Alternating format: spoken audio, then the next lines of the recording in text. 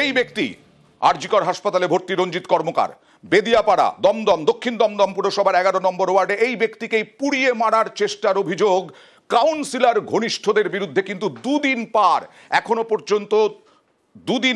এখনো পর্যন্ত ধরা পড়ল না কেউ। এমনকি 3 জনের নামে অভিযোগ থাকলেও মাত্র 2 জন। আর এর আগেও আমরা দেখেছি, সরাসরি চলে যাব প্রতিনিধি অনুপের কাছে, গতকাল তিনি বলেছিলেন দুর্ঘটনার তত্ত্ব, তারপরে গ্রেফতারির কথা বললেন, দুরকম বয়ান দিলেন, আর তারপরে এখন পরিবার বলছে চাপে পড়ে একজনের নাম বাদ।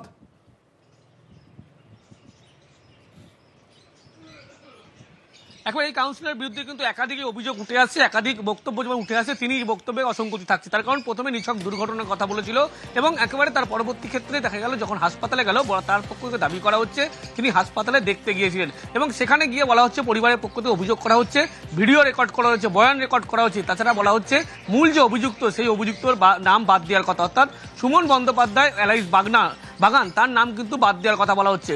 দুজনকে গ্রেপ্তার করানো হবে। তাহলে এখানেই প্রশ্ন উঠছে, প্রথমে নিছক দুর্ঘটনা বলা হচ্ছে, তারপরে গ্রেপ্তারির কথা বলা হচ্ছে, ঘটনার সমর্থন করে না বলছে। সেখানেই কিন্তু একাধিক তার যে বক্তব্য, সেখানে কিন্তু একাধিক অসঙ্গতি উঠে আসছে এবং কাউন্সিলের যে ভূমিকা, সেই ভূমিকা নিয়ে প্রশ্ন উঠছে। আমি আসবো রঞ্জিত কর্মকারের স্ত্রী কি দাবি করছেন দেখুন। আমাদের বাড়িতে এসে জিজ্ঞাসাবাদটা করেনি, উনি কাউন্সিলর গেছে, ভিজিটিং হওয়ার পরে গেছে, ওনাকে ঢুকতে দিচ্ছিল না, উনি সুপারকে ফোন করে তারপরে ঢুকেছে, যেটা শুনেছি ঢুকে রেকর্ড করেছে। আমার জায়মু এখানে বলে গেছে 3 জন আমাকে এরকম পেট্রোল ধরে পুড়িয়ে দিয়েছে, ওখানে গিয়ে আবার বলছে না 2 জন করেছে। তাহলে এটা চাপ দিয়েছে আমার জায়মুকে, নিশ্চয় বাগানের নাম বাদ দিয়েছে, সুমন ব্যানার্জির নাম বাদ দিয়েছে। কাউন্সিলর তো আমাদের বাড়িও আসেনি, কোনো জিজ্ঞাসা করেনি, উনি উল্টে গুন্ডা নিয়ে এসে ভাগ্নি কালুকে এসে ঠেট দিচ্ছে। কালকে রাতে 4-5টা ছেলে এসেছে বাইকে নিয়ে, আমার বাবাকে ডাকতে এসেছে।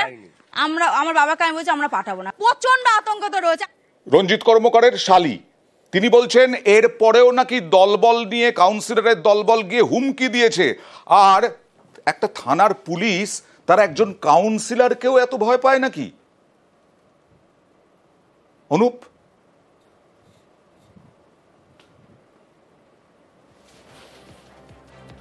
একাধিক প্রশ্নচিহ্ন উঠতে শুরু করে। তার কারণ হচ্ছে পুলিশের পক্ষ থেকে 24 ঘন্টা হয়ে গেল, এখনো পর্যন্ত নাগরবাজার থানায় পুলিশ তাকে গ্রেপ্তার করতে পারে না।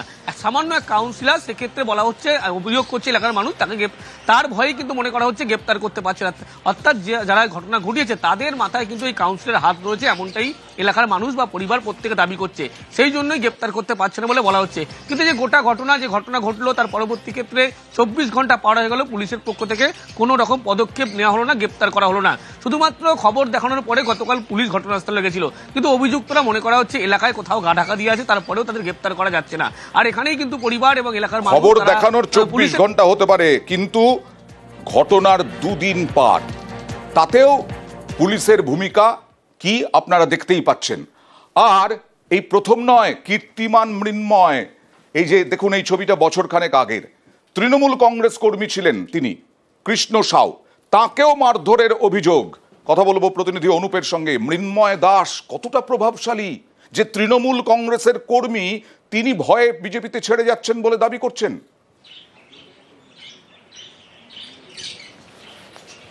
একেবারে যে প্রভাবশালী, যে একেবারে তিনি তথ্য উঠে আসে, তার কারণ যে তৃণমূল কর্মী তার ভয়ে কিন্তু একেবারে তৃণমূল ছেড়ে অন্যত্র কোথাও যোগদান করছে। তার কারণ 2 বছর আগে দেখা যাচ্ছে কালী পুজোর সময় কিন্তু একটি সোশ্যাল মিডিয়ায় পোস্ট, সেই নিয়ে কিন্তু গন্ডগোলের সূত্রপাত। তারপরে দেখা যায় সেই ব্যক্তিকে তার দোকানে ঢুকে তাকে বেধড়ক মারধর করে কাউন্সিলর মৃন্ময় দাস তার অনুগামীরা। এর ভয়ে কিন্তু দেখা যায় তিনি যখন জ্ঞান হারিয়ে যান, পরবর্তী অলমোস্ট আশঙ্কাজনক হয় এবং 13 দিনের বেশি তিনি হাসপাতালে ভর্তি ছিলেন, এমনটা তিনি জানাচ্ছেন। তারপরে এই কাউন্সিলরের ভয়ে কিন্তু তিনি একেবারে তৃণমূল কংগ্রেস কর্মী ছিলেন, ভয়ে সেই দল কিন্তু তিনি ত্যাগ করে বিজেপিতে বর্তমানে যোগদান করেছে। এবং শুধু এই ঘটনা, তিনি জানাচ্ছেন যে এই ঘটনায় একাধিক ব্যক্তি তার সঙ্গে তৃণমূল করতো, তাদেরকেই একাধিকভাবে কিন্তু তিনি হেনস্থা করতেন, মারধর করতেন। তার ভয়ে কিন্তু তারা তৃণমূল বর্তমানে ছেড়ে দিয়েছে। কিন্তু তার সঙ্গে যে ঘটনা ঘটেছিল, একই রকম ঘটনা 2 বছর পরে বেদিয়াপাড়ায় আবার ঘটলো, এমনটাই তার দাবি। যদিও কৃষ্ণ সাউ কি দাবি করছেন দেখা যাক, এবং যদিও কাউন্সিলর অভিযোগ পুড়িয়ে দিচ্ছেন। ফেসবুকের একটা পোস্টকে কেন্দ্র করে কাউন্সিলর নিজে ক্রিমিনালকে নিয়ে আমার দোকানে ঢোকে এবং দোকানে আমাকে নির্মম ভাবে মারতে মারতে দোকানের সামনে নিয়ে এসেও মারে। আমার স্ত্রী এবং আমার ছোট মেয়ে, তারা এসে আর্তনাদ এখানে কাঁদছিল। লোকে পাবলিক পরে আমাকে যেটা বললো, কেউ ভয় এসে এগিয়ে আসেনি আর এর আতঙ্কে। তারা আমাকে মানে পার্জি করে নিয়ে গেছে, ট্রমা সেন্টারে ভর্তি ছিলাম। 24 ঘন্টা পথে আমার জ্ঞান ফিরেছে, আমি বুঝতে পারিনি যে আমি বেঁচে আছি নাকি মরে গেছে। এরকম পরিস্থিতিতে প্রায় 12 দিন আমি হসপিটালেই ছিলাম। তারপরে সুস্থ হয়ে আসার পরেও আমার উপরে অত্যাচার চলছে, এমন এমন জায়গায় মেরেছিল যে সেটা আমার প্রাণ চলে যাওয়ার কথা। পার্টি একদম এই দুর্নীতি, একদম পুরো এদের দুর্নীতির বিরুদ্ধে আমার কিন্তু প্রতিবাদ, এবং সেই জন্য আমার বিজেপিতে আসা। এখনো আতঙ্ক আছে, ভয় ভীতিতে আমরা আছি। এদের সম্পূর্ণ মিথ্যে কথা। একটা টিভি সারানো নিয়ে গন্ডগোল হয়েছে, পুলিশ এই বিষয়ে তদন্ত করে তার রিপোর্ট দিয়েছে, কেস চলছে। যেহেতু তারা বিজেপি করে, যেহেতু যে কোনো বিষয়ে কাউন্সিলরকে অভিযোগ করে, এটা নিছক একটা পারিবারিক এদের পুজোর ঘটনা।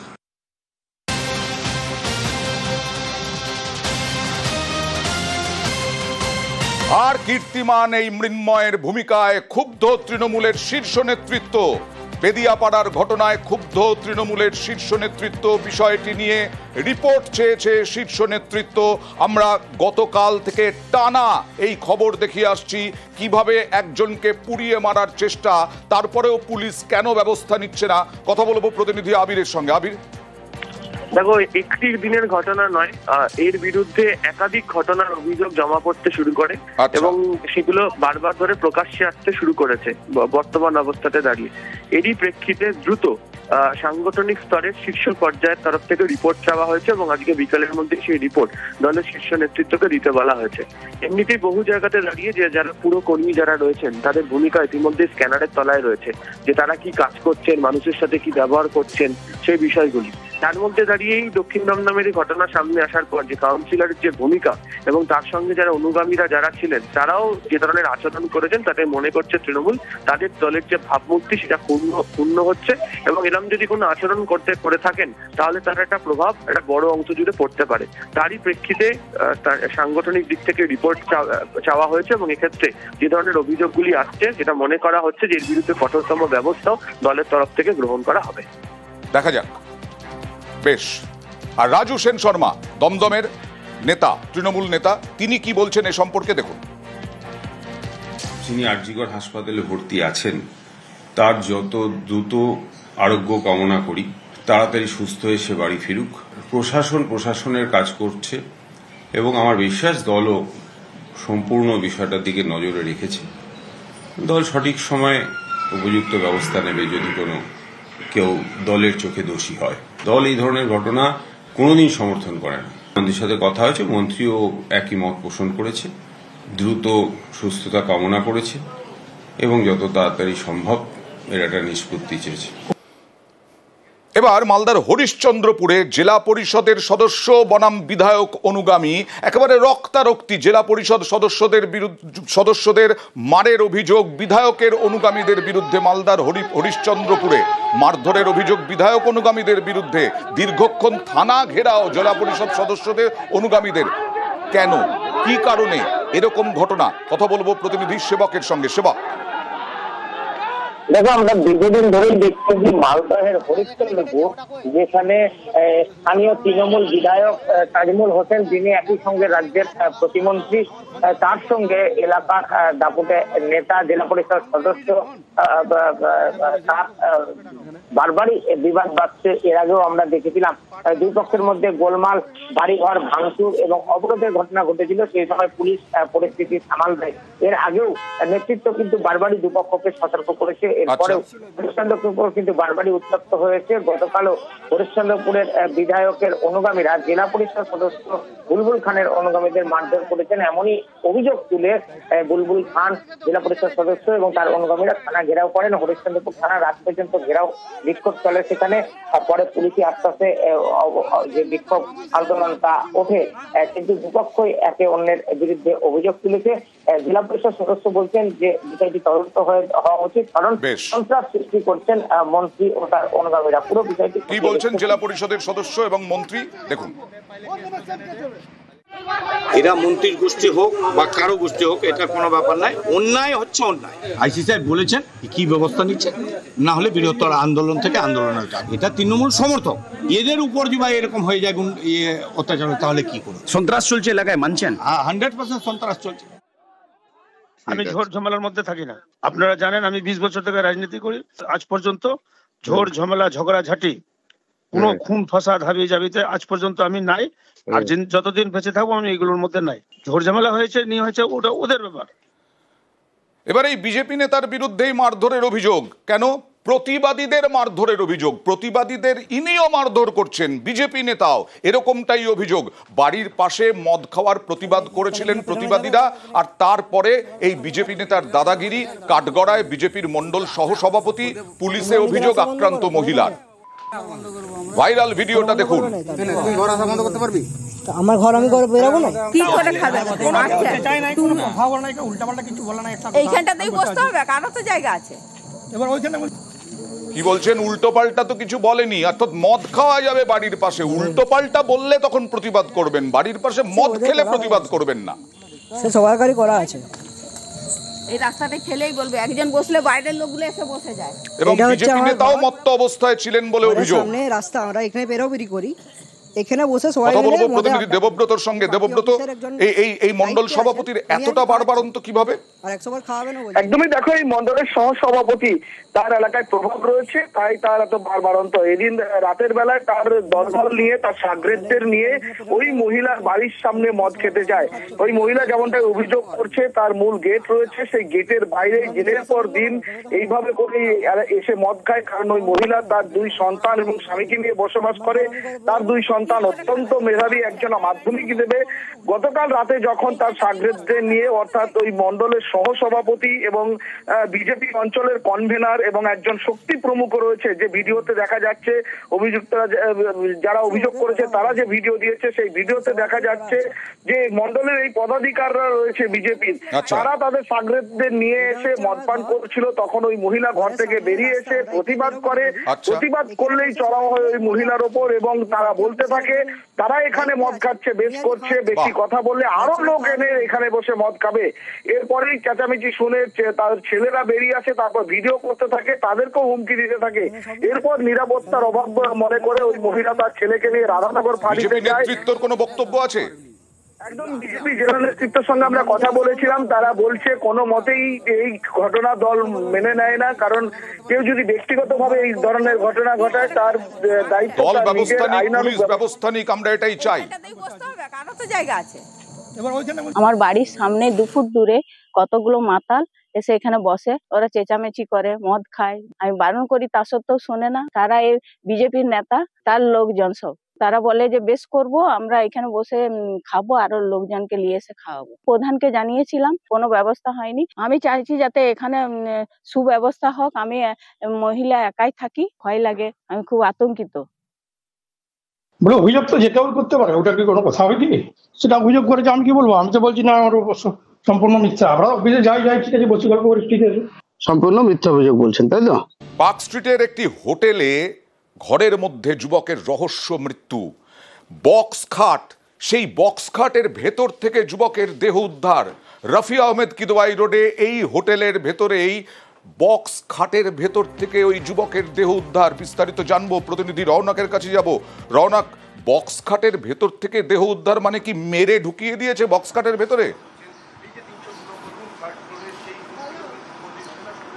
দেখো, একেবারে পুলিশের তরফ থেকে মনে করা হচ্ছে, প্রাথমিক অনুমান এই যুবককে খুন করা হয়েছে। ইতিমধ্যে তোমায় দেখাবো যে হোটেল আলবুর্জ ইন্টারন্যাশনাল, সেখানে কলকাতা পুলিশের হোমিসাইড বিভাগ তারা এখানে রয়েছেন, এবং ইতিমধ্যে গেটের সামনে সাদা কাপড় দিয়ে ঢেকে দেওয়া হয়েছে। এবং মনে করা হচ্ছে এই যে দেহটি উদ্ধার হয়েছে তা কিন্তু প্রায় 24 থেকে 48 ঘন্টা আগেকার, কারণ ডিকম্পোজ অবস্থায় ছিল। পচা গলা যে গন্ধ, সেই গন্ধ হোটেল কর্মীরা এবং পাশের যারা বোর্ডাররা ছিল তারা পায়। তারপরেই পুলিশকে খবর দেওয়া হয়, পুলিশ এসে দেখে বক্স কাটের ভেতর থেকে সেই যুবক কবে এই হোটেলে উঠেছিলেন, তার পরিচয় কি?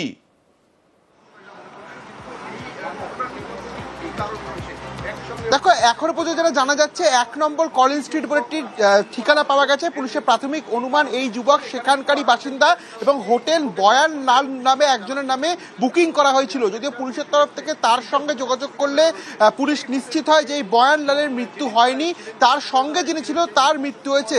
এবং একটি নাম এবং ঠিকানা এখনো পর্যন্ত সামনে উঠে এসেছে, সেখানে পুলিশের আধিকারিকরা ইতিমধ্যে পৌঁছেছে।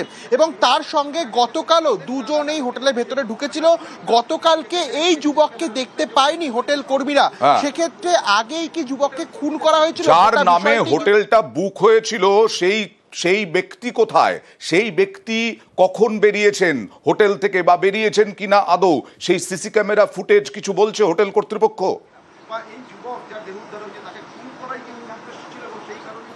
দেখো একেবারে পুলিশ ইতিমধ্যে ঘটনাস্থলে রয়েছে, তোমায় দেখো প্রত্যেকটি জায়গায় সিসি ক্যামেরা রয়েছে এবং সেই সিসি ক্যামেরা ফুটেজ ইতিমধ্যে বাজেয়াপ্ত করা হয়েছে এবং যার নামে হোটেল বুক হয়েছিল এই বয়ানলাল তার সঙ্গে ফোনেও যোগাযোগ করা হয়েছে। ইতিমধ্যে পুলিশের তরফ থেকে তারও খোঁজ চালানো হচ্ছে এবং এই তিনি শেষ কবে হোটেলে এসেছে যেটা জানা যাচ্ছে গতকালকেও দুজনকেই হোটেলের ভেতরে দেখা গেছিল। তা আজ সকাল থেকে কিন্তু কাউকে দেখা যায়নি। সেক্ষেত্রে তারা কারা এবং তারা ইতিমধ্যে কোথায় রয়েছে গোটা বিষয়টি পুলিশের তরফ থেকে খতিয়ে দেখা। আমি আসবো তোমার কাছে। নিউজ 18 বাংলায় যারা চোখ রেখেছেন তাদের জন্য জানাই, পার্ক স্ট্রিটের একটি হোটেলে বক্স খাটের ভেতর থেকে যুবকের দেহ উদ্ধার, রহস্য মৃত্যু। এই যুবক আরেকজনের সঙ্গে এই হোটেলে উঠেছিলেন বলে জানা যাচ্ছে। প্রায় 48 ঘন্টা পরে এই দেহ উদ্ধার হয়েছে এরকমটাই মনে করা হচ্ছে। যার সঙ্গে হোটেলে উঠেছিলেন তার ঠিকানার নাম পাওয়া গিয়েছে পুলিশ সূত্রে জানা যাচ্ছে। তাদের সঙ্গে যোগাযোগও করছে পুলিশ এবং এই যে প্রাথমিকভাবে অনুমান খুন করা হয়েছে, কিন্তু কে খুন করলো এটাই তো সব থেকে বড় রহস্য। আরও একবার সরাসরি চলে যাব প্রতিনিধি রওনকের কাছে। রওনক, এই 48 ঘন্টা আগে যখন এসেছিলেন এই দুই যুবক, সেই সিসি ক্যামেরা ফুটেজ আছে?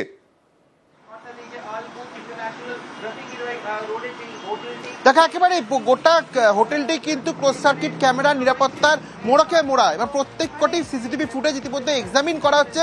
বিশেষ করে যে বিষয়টি জানা যাচ্ছে প্রায় 24 থেকে 48 ঘন্টা আগে মৃত্যু হয়েছে এই যুবকের, কারণ দেহ আংশিকভাবে ডিকম্পোজ হয়ে গেছিল।